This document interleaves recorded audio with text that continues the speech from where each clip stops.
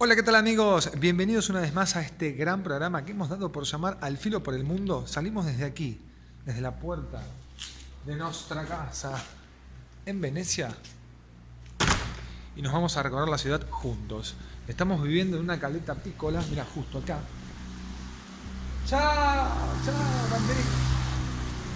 Nah, esto es una cosa de locos. Así casi me mata acá, Mandá patinada 2020.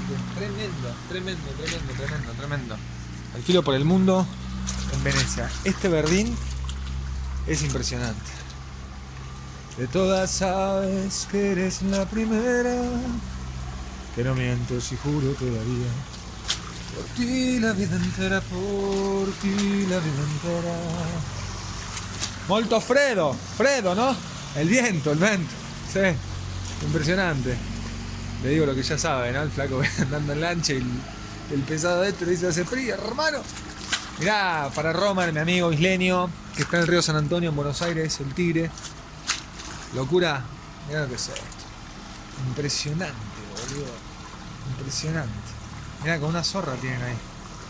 Bueno, vamos a estar acá y recorriendo la ciudad. Chao. Vamos a recorrer la ciudad juntos. Aquí, en Venecia. Hay que ponerse la mascarina. Bueno, les voy a contar un poco de mi experiencia, de cómo fue llegar aquí, a Italia, a Venecia, viajar en plena pandemia. Es una introducción del programa que van a ver, Al Filo por el Mundo especial Venecia. Lo vas a ver editado, lo vas a ver con invitados, recorriendo la isla Murano, Torcello, vamos a estar en Mestre. Pero ahora hago una introducción para contarles un poco mi experiencia de cómo llegamos a Italia.